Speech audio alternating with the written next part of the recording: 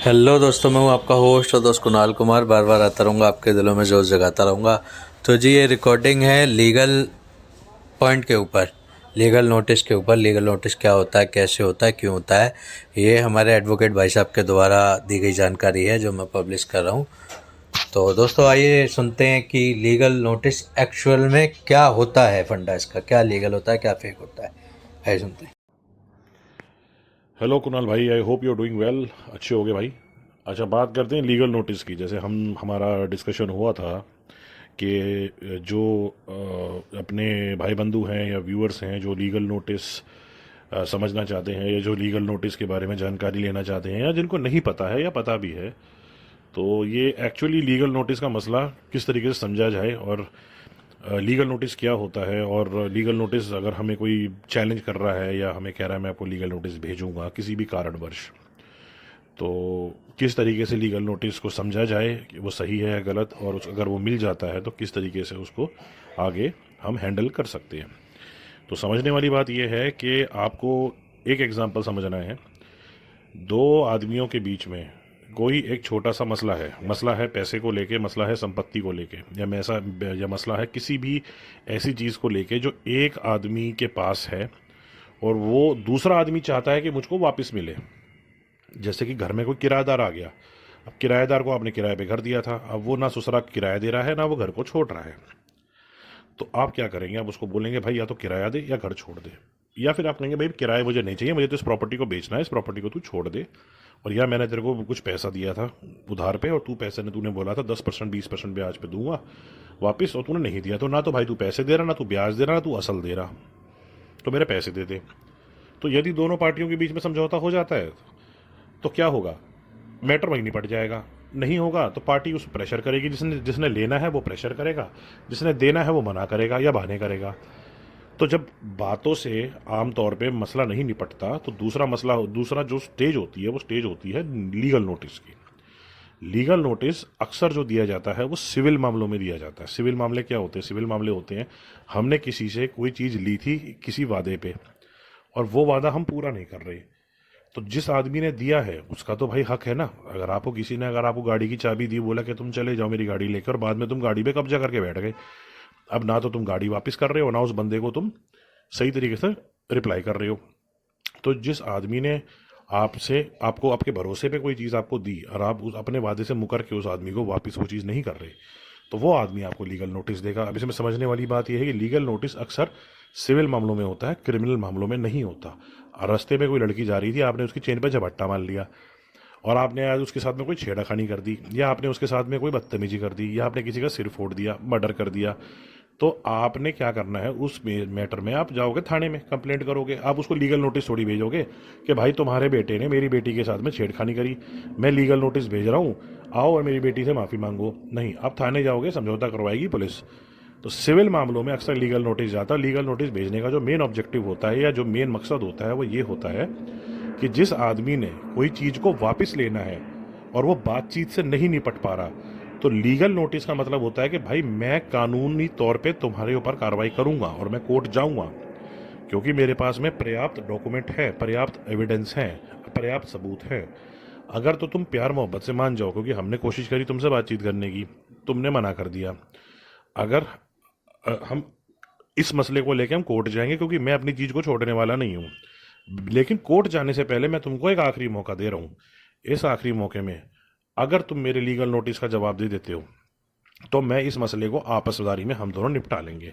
यदि आप मेरे लीगल नोटिस का जो है जवाब सही से नहीं देते और उस जो मैंने लीगल नोटिस के अंदर चीज़ें लिखी हैं उसको अगर आप मना कर देते हो करने से, तो मैं आगे फिर कोर्ट में केस डालूंगा।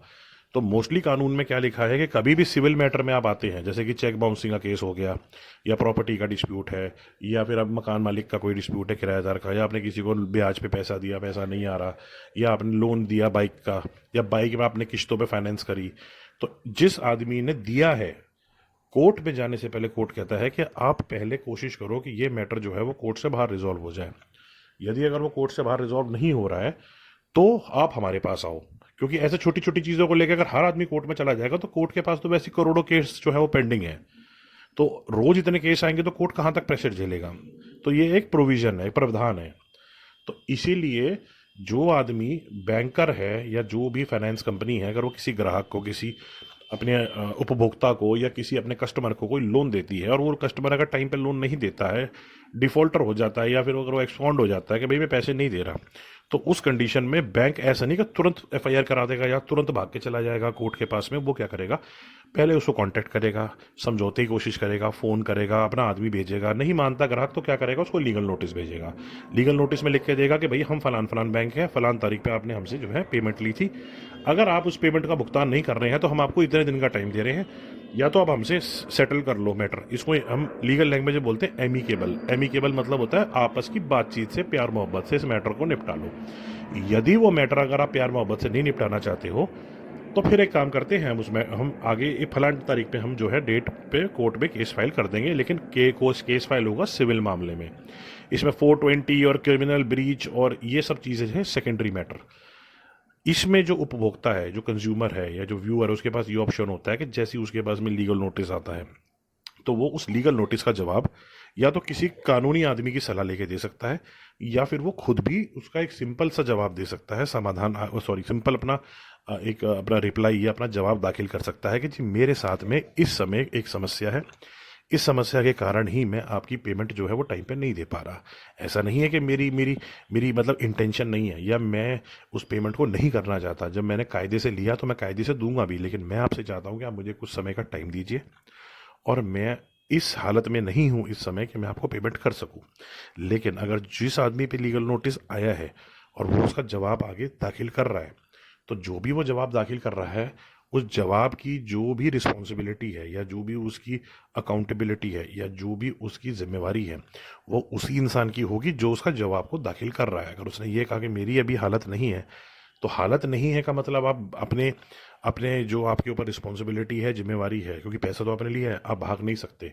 आप ये कह सकते हो कि जी मैंने आपसे 20,000 का लोन लिया, मेरी माली हालत ऐसी है कि मैं इस टाइम पे सिर्फ 1,000 रुपये महीना दे सकता हूँ, जो कि हो सकता है अगले 20 महीने में आपको मिलेगा, लेकिन मैं भाग नहीं रहा। हो सकता है बीच में मेरे पास में पेमेंट आ जाएगी तो मैं इस तरीके से 10,000, 2,000, 3,000 करके आपको जमा कर दूंगा, लेकिन मैं कर दूंगा। अगर आप अपना जवाब भी दाखिल कर देते हैं लीगल नोटिस के खिलाफ, तो उस लीगल नोटिस की जो मान्यता है या वैलिडिटी है, उतनी प्रेशर उस आदमी में नहीं पड़ेगा जितना प्रेशर अक्सर लोग कहते हैं कि लीगल नोटिस की तो कोई वैल्यू नहीं होती है। अब समझने वाली बात यह है, जब आपने अपना जवाब दाखिल कर दिया तो जिस आदमी ने लीगल नोटिस भेजा है, या तो उस जवाब को वो एक्सेप्ट करेगा, उसको लेगा या नहीं लेगा। अब यदि वो उसको एक्सेप्ट करेगा तो वो आपको दोबारा से एक अपना जवाब भेजेगा कि भाई इतना टाइम नहीं, मैं आपको थोड़ा टाइम दे सकता हूँ और इस टाइम के अंदर आप अपनी पेमेंट जो है वो क्लियर कीजिए। तो आप क्या करते हैं, जवाब दाखिल करने के साथ साथ एक रास्ता खोल देते हैं बातचीत का। और अक्सर अक्सर जो सिविल मामलों में ये देखा जाता है कि कोर्ट कचहरी में जाने की ज़रूरत ही नहीं पड़ती, जिसने दिया और जिसने लिया वो दोनों ही आपस में समझौता कर लेते हैं। तो ये रिकवरी और ये बाकी के जितने भी ये जो थर्ड पार्टीज कंपनीज हैं, इनके पास में कोई ऑप्शन बचता ही नहीं है। तो अगर किसी आदमी को लीगल नोटिस प्राप्त होता है तो वो क्या करे, सबसे पहले देखना यह है कि जो लीगल नोटिस भेजता है वो इंसान अपने लीगल नोटिस के ऊपर सबसे पहले बताता है कि मैं कौन हूँ और वो लीगल नोटिस में भेज किसको रहा हूँ। दूसरा मसला आता है उसके अंदर, जो इन्फॉर्मेशन आती है, जानकारी आती है कि लीगल नोटिस भेजने का जो है वो मकसद क्या है, जिसे कहते हैं ऑब्जेक्टिव क्या है। तीसरी चीज़ आती है, वहाँ पे उसको कुछ रिकॉर्ड लगाने पड़ते हैं कि आपको मैंने इस डेट पे पेमेंट करी थी। वो रिकॉर्ड लगाने का मतलब होता है प्रूफ, ताकि लीगल नोटिस को ये साबित किया जाए कि जो आप लीगल नोटिस के अंदर जानकारियाँ दे रहे हैं वो जानकारियाँ एक्चुअली में फैक्ट है, वो ट्रुथ है। ऐसा नहीं कि आपने हवा में बात करी है।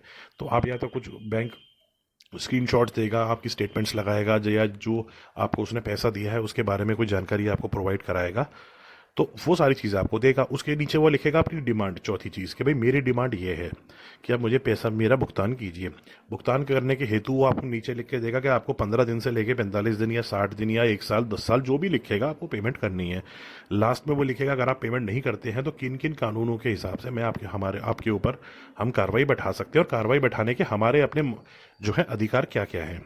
तो ये सारी चीज़ें आती हैं। अब जो लीगल नोटिस आपको भेजेगा वो 3 चीज़ें उसमें सबसे बड़ी होती हैं। पहली चीज़, जिसने भेजा है उसकी जानकारी, उसकी कॉन्टैक्ट डिटेल। तीसरी, अगर समझौता करना चाहते हो तो आपको संपर्क किससे करना है। सबसे इंपॉर्टेंट चीज़ ये होती है कि यदि जिसके पास लीगल नोटिस रिसीव हुआ है उसको किस इंसान से संपर्क करना है, किस व्यक्ति से या कंपनी से संपर्क करना है। अब क्योंकि कंपनी जो होती है वो एक बेजान चीज़ होती है, जैसे हम कहते हैं वकालत में अपनी लीगल लाइन में नॉन लिविंग एंटिटी। तो कंपनी तो आपसे बात करेगी नहीं, कंपनी का कोई ना कोई प्रतिनिधि आपसे बात करेगा। तो प्रतिनिधि जो बात करेगा उसका नाम होगा, उसका नीचे उसका उसका डेजिग्नेशन होगी, जिसे हम कहते हैं अपनी देसी भाषा में कि वो कंपनी के किस डिपार्टमेंट में या कहाँ बैठा है। उसके बाद उसका कॉन्टैक्ट नंबर होगा, चाहे मोबाइल नंबर नहीं होगा तो ईमेल नंबर होगा। मोस्टली कंपनीज कॉन्टैक्ट नंबर देती हैं, चाहे फिर वो वकील हो कंपनी का, या कंपनी का कोई एजेंट हो, या रिकवरी एजेंट हो, या जिसको भी कंपनी ने अधिकार दिया है वो पैसे कलेक्ट करने का या उस मैटर को निपटाने का। अब आप उसको चाहे आप तो फ़ोन करके बात कर सकते हैं, चाहे उसको आप ईमेल करके बात कर सकते हैं। मोस्टली केसेस में हम रिकमेंड करते हैं कि आप उनसे संपर्क करो ईमेल के थ्रू। अब उसमें आपने जवाब दे दिया कि भाई मैं नहीं कर सकता, कंपनी आपसे संपर्क करेगी, दोनों पार्टियां आपस में बैठ के निपट जाएंगी। अब लीगल नोटिस अगर आपको मिला और आपने उसका जवाब नहीं दिया तो होता क्या है, कंपनी ये मान के चलती है कि आप जवाब नहीं दे रहे, इसका मतलब कि आप इंटरेस्टेड नहीं है मैटर को आउटसाइड मतलब आउट ऑफ द कोर्ट निपटाने में, मतलब कोर्ट से बाहर निपटाने में। तो अगर कंपनी सीरियस है और अपना पैसा रिकवर करना चाहती है तो कंपनी बिल्कुल आपके खिलाफ रिकवरी सूट फाइल कर सकती है सिविल मैटर में। इसमें पुलिस का कोई लेना देना नहीं है बीच में, क्योंकि पुलिस तभी एक्शन लेती है जब कोई प्रॉब्लम या कोई भी केस होता है दैट इज रिलेटेड टू, या वो रिलेटेड होता है इंडियन पीनल कोड आईपीसी के तहत, या फिर दूसरी बात कोर्ट डायरेक्ट करता है कि भैया इस मैटर में पुलिस को हम कहते हैं जाओ और हस्तक्षेप करो। जैसे कि मैंने आपको बताया था कि कहीं ऐसा होता है कि कोर्ट के पास केस गया, कोर्ट ने भेजा समन, ठीक है, बैंक को आपने लीगल नोटिस का जवाब नहीं दिया। अब बैंक ने क्या करा, बैंक ने केस कर दिया मान लो साकेत कोर्ट में, द्वारका कोर्ट में, रोहिणी कोर्ट में, 30 हजारी कोर्ट में, पटियाला हाउस कोर्ट में, ठीक है। कोर्ट ने आपको समन भेजा, चस्पा कर दिया समन आपके पास में, आप नहीं मिल रहे, चस्पा कर दिया गेट के बाहर। अब आपको डेट दिया, आप नहीं जा रहे, तो भैया एक्स पार्टी डिसीजन भी नहीं दे सकता कोर्ट, क्योंकि ये मैटर ऐसा थोड़ी है कि प्रॉपर्टी पे कब्जा है तो आपने पैसा ले रखा है।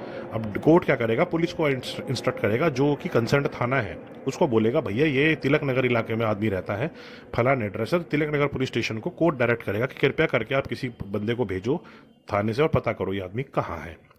तो कोर्ट आपको बुला रहा है, आप नहीं जा रहे, आप कोर्ट की अवमानना कर रहे हो, अवहेलना कर रहे हो, तो कोर्ट आप इंस्ट्रक्ट करेगा पुलिस को। ऐसा नहीं कि वो रिकवरी वाला जाएगा और थाने में बोलेगा जी मेरे को पैसे कलेक्ट करें, पुलिस का काम पैसे कलेक्ट करवाना नहीं है। अनसिक्योर्ड लोन्स में या सिक्योर्ड भी होगा तो पुलिस का काम नहीं है, सिक्योर्ड होगा तो आप संपत्ति कुर्क करो और उस साले को ऑक्शन कर दो। दुकान पे, घर पे, संपत्ति में, बंगले, प्रॉपर्टी ले रखी है, या प्रॉपर्टी नहीं, प्रॉपर्टी के नाम पे लोन ले रखा है, तो बैंक क्या करेगा, कानूनी तौर पे उसका स्टे पास कराएगा, ऑर्डर पास कराएगा कोर्ट से, और बाद में उसको कुर्क करके संपत्ति को आगे आधे पौने रेट पे सेल कर देगा।